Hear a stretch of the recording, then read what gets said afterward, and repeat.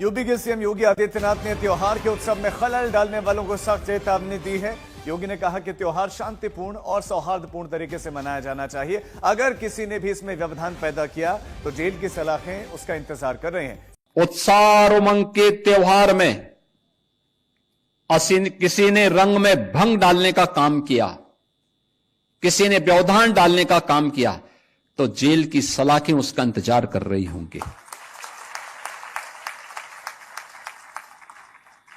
और कोई भी होगा उसको अंदर ठूंसने में बहुत देर नहीं लगेगी। मैं जर्मनी में था, मैंने कहा मीटिंग हो गई, मैं थोड़ा सा रिलैक्स करता हूं। हम एक जगह खाना खाने के लिए बैठे, वहां पे अन्य जाति बंदा मेरे को आके बोलता है तुसी, मैंने कहा हाँ हाँ वही हूं मैं। साथ ही में यूट्यूब निकाल लेते लोग। कई बार तो मैं जा रहा होता तो लोग मेरे को देख के यूट्यूब सर्च करना शुरू कर देते हैं, वही ये देख ले एक बार। आमीर पंजाबी हर जगह है, हर जगह, दुनिया में कोना नहीं एक जहां पंजाबी ना हो। लाइफ आपको वही देती है जिसके लिए आप फाइट करते हो, जिसके लिए आप वर्कआउट करते हो। अपने आप आपको कुछ भी दिया नहीं जाता। आपको ये बात ध्यान से समझनी है कि जब आपकी स्पिरिचुअल लाइफ ऊपर से नीचे की ओर जाएगी तो शैतान अटैक करेगा। जब शैतान आपकी लाइफ में आपको टेस्टिमनी के बहुत करीब देखते हैं, हमेशा वो आपसे गलती करवाने के लिए आपको प्रेरित करता है। वो फूल लगे होने का मतलब ये है कि फल आना अब बहुत ज्यादा दूर नहीं है, क्योंकि फूल जो लग चुके हैं, अब फल आना है। तो छोटी लोमड़ियों को पकड़, दाग की बारी से उन्हें बाहर कर, क्योंकि आप ये बात जानते हैं कि आपकी टेस्टिमनी को, आपकी ब्लेसिंग को कोई रोक नहीं सकता अगर आप उस पर काम करें तो। बाइबल कहती है जाओ और धरती में जाके पूरी धरती में सुसमाचार सुनाओ और चेले बनाओ। आप जानते हैं ये वचन लेके जब पौलुस चला तो लिखा जब वो एशिया जाने लगा वचन सुनाने के लिए, तो पवित्र आत्मा ने उसे एशिया में जाने से मना कर दिया। जबकि बाइबल क्या कहती है, पूरी दुनिया में जाओ और क्या करो, सुसमाचार सुनाओ। ये सबको कहा कि मैं सुसमाचार प्रचार करूं, ठीक है, जब तक मुझे आवाज नहीं आती, जहां मेरा दिल करेगा मैं जाऊंगा। लेकिन जब पवित्र आत्मा मुझे रोकेगा, यहां नहीं जाना वहां नहीं जाना, तो वहां भी मैं जाऊंगा। तो अगर आप चेक करो, सबसे ज्यादा मिरेकल पौलुस की सेवकाई में हुए, सबसे अधिक कलीसियाएं पौलुस की सेवकाई में स्थापित हुई, सबसे ज्यादा पत्रियां पौलुस ने लिखी, सबसे ज्यादा गैर भाषाओं में पौलुस बोलता था। अब यरूशलेम से यरीहो जाएंगे तो अटैक होगा। मेरी लाइफ में जब वो रात थी जिस रात में ऐसा लगता था कि अब दुनिया आगे बढ़ेगी नहीं, ये लास्ट रात है, अगला दिन लाइफ का सबसे खूबसूरत और सबसे एनर्जेटिक और सबसे ताकतवर और गवाही से भरा हुआ दिन था। ऐसा मैंने देखा है। मैं आपको कल अकेला वर्ड नहीं दे रहा हूं, मैंने देखा है ऐसा। छोटी लोमड़ियों का मतलब छोटे छोटे गुनाह है। जो आपको चीजें महान बनाती है वो क्या है, छोटी, पर है क्या, बड़ी। और जो आपको छोटा करती है वो भी चीजें क्या है, छोटी है, पर है क्या, बड़ी। आपको मालूम है कि आपको प्रेयर का टाइम है, मालूम है ये फास्टिंग का टाइम है, आपको पता है कि ये मेरा परमेश्वर के साथ एक डेडिकेटेड टाइम है, लेकिन वो टाइम आप टीवी को दे रहे हो, मोबाइल को दे रहे हो। आपको स्पिरिचुअल लाइफ में अपवर्ड जाना है, ऊपर जाना है। अगर आप ये फल देखना चाहते हो जहां फूल लगे हैं, आपको अपने साल्वेशन के लिए वर्कआउट करना है। कुछ भी अपने आप नहीं होगा। शैतान सोया नहीं है, 24 आवर जागता है वो। आप जानते हैं कि जब परमेश्वर ने तीसरा दिन बनाया तो बाइबल कहती है परमेश्वर खुश हुआ। जो उसने बनाया था उसने देखा कि अच्छा है और लिखा परमेश्वर को अच्छा लगा। आप जानते हैं आसमान दूसरे दिन बनाया गया था और परमेश्वर ने नहीं कहा अच्छा है। क्यों? वो जानता था कि शैतान का हेड ऑफिस कहां होगा, आसमान। और शैतान का काम क्या है, आपको लगातार आपके दिमाग में वो भरना, जिससे आपकी लाइफ का जो फल है किस तरह से आपको आपके फलों को खत्म करें। लिखा थोड़ी सी मूर्खता बुद्धि और प्रतिष्ठा को कम कर देती। आपको अपनी आंखें खुली रखनी, अलर्ट रहना अपनी क्रिश्चियन लाइफ के प्रति जो परमेश्वर ने आपको जिंदगी दी है। आमीन। थोड़ी सी मूर्खता बुद्धि और प्रतिष्ठा को क्या करती, कम कर देती। क्योंकि थोड़ी सी मूर्खता आपकी प्रतिष्ठा को क्या करती, कम करती। और ये शैतान की फाइट है आपके साथ। वो आपको उन बातों पे ध्यान नहीं दिलवाना चाहता जो परमेश्वर ने आपको बोली। जब आप वो देखते हैं जो आपके पास नहीं, आप भूल जाते हैं परमेश्वर कौन है। जो प्रभु ने आपको दिए हैं उन्हीं बातों पे कंसंट्रेट करो। जो नहीं मिला वो भी मिलेगा आपको। अगर उसने आपको नहीं देना तो किसको देना है, जिसके लिए उसने अपना लहू बहाया। आप वाचा के बेटे हो, वाचा की बेटियां हो। कोई प्रेयर रिक्वेस्ट नहीं होगी जो कबूल नहीं होगी। आप वाचा के पुत्र और पुत्रियां हो। लेकिन छोटी लोमड़ियों को कहता बाहर निकाल अपनी दाग की बारी से, क्योंकि तेरी दाग की बारी में फूल लगे। तेरी दाग की बारी जो है वो फल देने वाली हो चुकी, उसमें रिजल्ट आने वाला है। अपनी मेहनत को व्यर्थ मत होने दे। इसलिए पौलुस ने कहा मैं नहीं चाहता कि तुम्हारी मेहनत जो मैंने तुमके ऊपर की है वो मेहनत वो व्यर्थ हो। इसका मतलब मेहनतें व्यर्थ होती हैं जब एक बंदा अपनी क्रिश्चियन लाइफ को सीरियसली नहीं लेता। तो आज मेरी प्रार्थना है यीशु मसीह के नाम में आपकी स्पिरिचुअल लाइफ अपवर्ड जाए। आप तैयार हैं ऊपर की लाइफ जीने के लिए? तो आपने सोचना है कितनी प्रेयर लाइफ थी मेरी और अब कितनी, कितनी फास्टिंग थी मेरी और अब कितनी, मेरी पवित्रता का लेवल पहले क्या था और अब क्या है। क्योंकि जैसे ही आपकी लाइफ ऊपर की ओर जाएगी, बाइबल कहती मेरे राज्य में, मेरे मार्ग में तुझे उत्तम पदार्थ मिलेंगे। मेरा मार्ग संकरा मार्ग है, तंग मार्ग है, जो आगे जाके खुला होता है लेकिन पीछे तंग है। दूसरे मार्ग पहले खुले हैं लेकिन बाद में तंग है। पहले कोई मनाही नहीं, जो मर्जी करो, जो मर्जी खाओ, जो मर्जी पियो, लेकिन बाद में तंग है। मेरा मार्ग पहले तंग है कि ये नहीं करना, वो नहीं करना, वहां नहीं जाना, वहां नहीं जाना, पर बाद में क्या है? खुला है। आपने मार्ग चूज करना है। आमीन। अपनी लाइफ को बिल्ड करने की जिम्मेवारी आपकी अपनी है, परमेश्वर की नहीं। उसने आपको स्ट्रक्चर दिया है, एक ढांचा दिया है, उस ढांचे में आपने घुसना है और सब कुछ उस ढांचे में है। एक कलीसिया होने के नाते आपका काम है वचन में बढ़ना, परमेश्वर की नॉलेज में बढ़ना, अज्ञानता में ना रहना। क्योंकि बाइबल में कहीं नहीं लिखा शैतान की वजह से लोग नाश हुए। शैतान भी आपकी अज्ञानता को इस्तेमाल करता है, और इसलिए उसने प्रभु यीशु मसीह को बोला था, तेरे वचन, तेरे पिता के वचन में लिखा, अपने आप को अपने इस ऊंचाई से नीचे गिरा, तेरे पिता के वचन में लिखा कि वो तेरे दूत तुझको संभालेंगे, तेरे पांव में पत्थर से ठेस भी नहीं लगेगी। पर यीशु मसीह वचन को जानते थे, वचन से बोला कि शैतान ये भी लिखा है तो अपने प्रभु, अपने परमेश्वर की कभी भी परीक्षा ना कर। 3 लड़कियां जा रही हैं एक जगह पे मीटिंग में, रास्ते में बारिश आ गई, बारिश की वजह से बाढ़ शुरू हो गई। कहती पतरस का परमेश्वर हमारा परमेश्वर है। नदी में छलांग लगाई, मर गई तीनों। अगले दिन अखबार में आया यहोवा कहां गया। क्योंकि अज्ञानता की वजह से आप मौका देते हो दूसरे लोगों को परमेश्वर के खिलाफ बोलने का। कहां लिखा पतरस ने अपनी मर्जी से पानी पे छलांग मारी और पानी पे चला। उसने कहा था प्रभु अगर तू चाहे तो मैं पानी पे चलूंगा, तू मुझे आज्ञा दे, तेरा वर्ड मुझे चाहिए पानी पे चलने के लिए। जब तक तू बोलेगा नहीं मैं चल नहीं सकता, तू बोल के बता मैं आऊं कि ना आऊं। परमेश्वर ने कहा आजा। ये फर्क था पतरस में और उन तीनों लड़कियों में। और यही शैतान इस्तेमाल करता है, यही अज्ञानता वो आपकी लाइफ में इस्तेमाल करता है, आपके घर में, आपके जीवन में। उसे मालूम है फल आने वाला है, उसे मालूम है आपकी लाइफ में टेस्टिमनी आने वाली, आप ऊपर आने। तो उन्होंने तुरंत जो उनका प्रचार कर रहा था उसको बोला कि मेरे लिए प्रार्थना करें। उन्होंने प्रार्थना करी, शैतान छोड़ के भागा। तो शैतान को हल्का नहीं समझना, क्योंकि शैतान क्यों हमला करता है यहाँ पर, इसलिए करता है कि आप सामर्थ्य बनोगे, आप ताकतवर बनोगे तो हराओगे किसको? शैतान।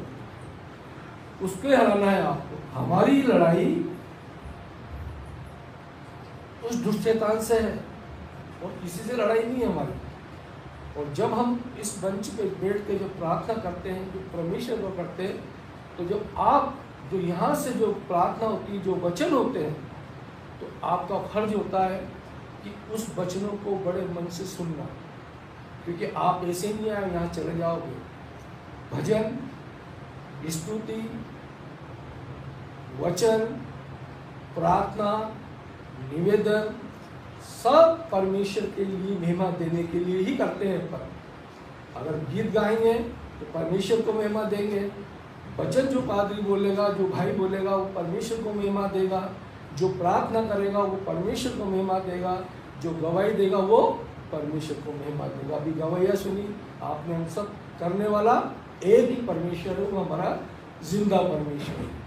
तो जिंदा परमेश्वर को जब यहाँ बैठते हैं तो हमारा चित्त, हमारा मन, हमारा बुद्धि एक होना चाहिए और शैतान को भगाना चाहिए। कई लोगों को नींद आती है, कई लोगों को आलसी आती है। क्यों आती है? कि हम प्रार्थना नहीं करते, हम बैठ जाते हैं। हम ये करना चाहिए, कोई भी कलीसिया के अंदर सुस्त ना हो, कोई भी कलीसिया कमजोर ना हो, क्योंकि परमेश्वर यहाँ मौजूद होता है। आप सबकी प्रार्थना सुनकर परमेश्वर अपना कार्य करता है। अब एक वचन से बात करते हैं अपन, भजन संहिता 47, 47:6-7।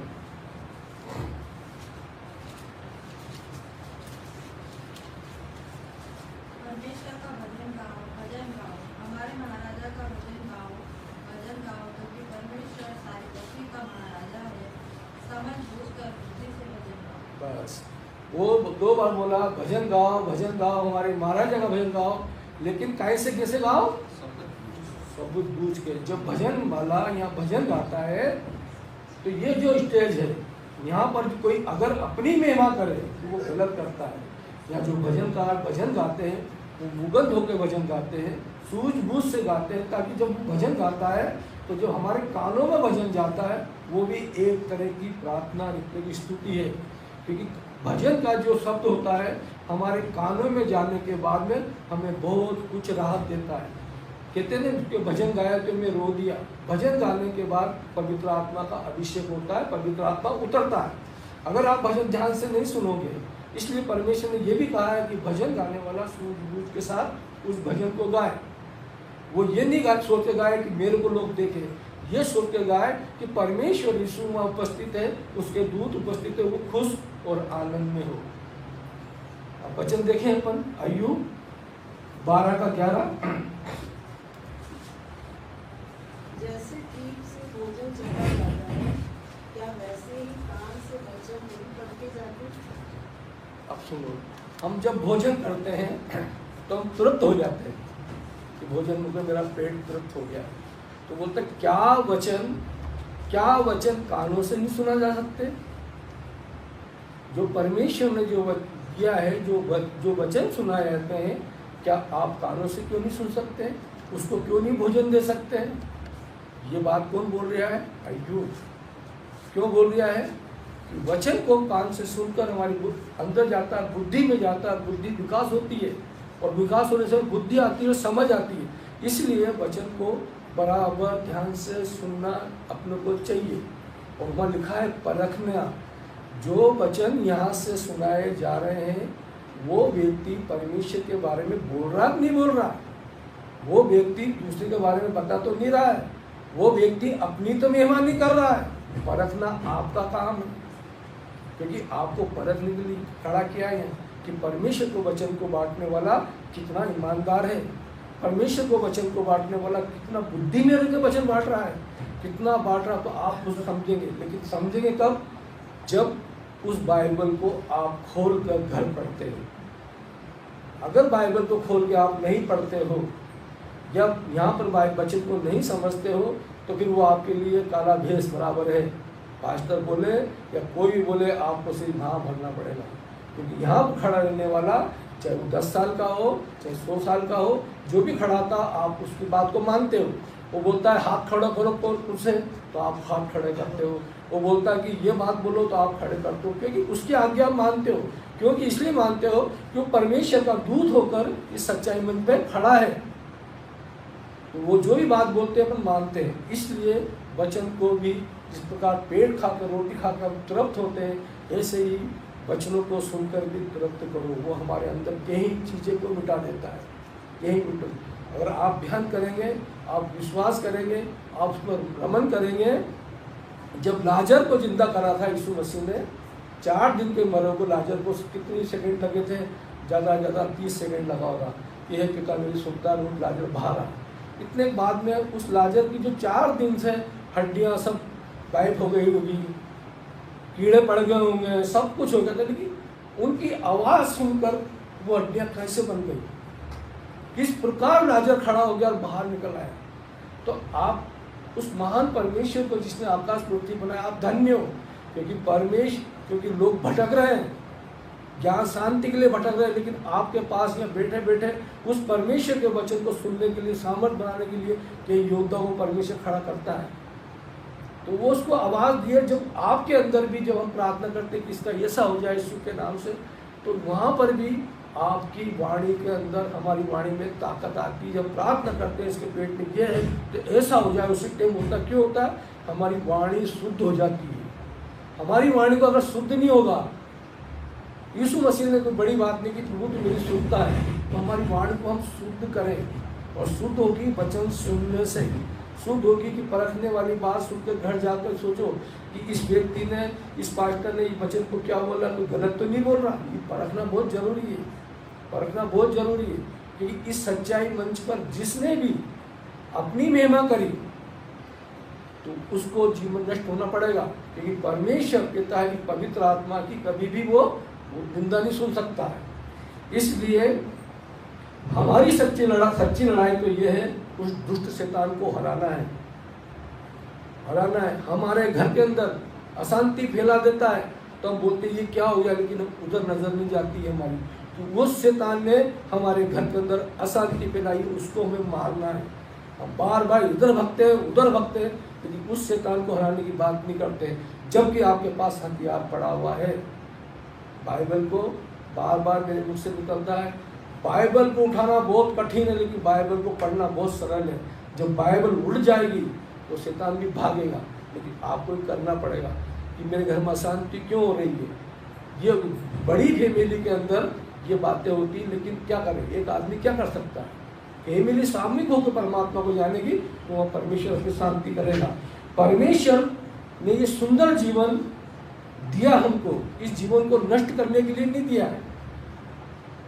हमें कोई अधिकार नहीं है उस दुष्ट शैतान से हराने का अधिकार है हमको। जब शैतान हमारे घरों में, हमारे मन में, हमारे में डिप्रेशन की आत्मा लाके आदमी उनके मन में डालता है, तू आत्महत्या कर ले, तू मर जा, और ये बात सबके आती है, लेकिन हमें अधिकार नहीं है। हमें वो अधिकार नहीं है कि हमारे शरीर को कर दे। इसीलिए परमेश्वर के वचन को सुनना और बहुत जरूरी है। प्रार्थना हराने की हमें शिक्षा देता है। संतोष ऐसा धन है जो हमें दुखों में भी सुख देता है, और शैतान भी उससे डरता है। जब हमारे जीवन में संतोष रहता है तो हमें दुखों के अंदर भी सुख मिलता है। इसलिए मिलता है कि हमें बारे में आज नहीं मेरा प्रभु कल सुन लेगा, और इस संतोष के कारण शैतान भी डर जाता है कि इसके अंदर इतना तकलीफ आने के बाद भी इसके अंदर संतोष भरा हुआ है, ये तिलमिला नहीं रहा है, डगमगा नहीं रहा है, तो शैतान भी डर कर भागता है। तो परमेश्वर यीशु ने बोला कि धैर्य और संतोष ऐसा धन है कि तू उससे तो अपनी मृत्यु को भी बचा लेगा। प्रार्थना का फल उत्तम है, इसलिए अंदर उत्तम विचार रखना चाहिए। प्रार्थना जो भी कर रहे हो आपकी सुनी जाएगी, लेकिन उसका फल उत्तम है और उत्तम विचार होना चाहिए, और ये विश्वास करना चाहिए कि प्रभु के यीशु के लिए कुछ भी काम संभव नहीं है। उसकी प्रार्थना जब आप करते हो, बराबर प्रार्थना वहाँ लिखी जाती है, उनके चरणों में रहती है, लेकिन वो समय का स्वामी है। कई प्रार्थना ऐसी होती है कि जो हमें रोज करना चाहिए, और कई प्रार्थना ऐसी होती है कि एक बार प्रार्थना करने के बाद में सिर्फ परमेश्वर को धन्यवाद देना चाहिए बड़ी आशा भरी से कि ये मेरी प्रार्थना परमेश्वर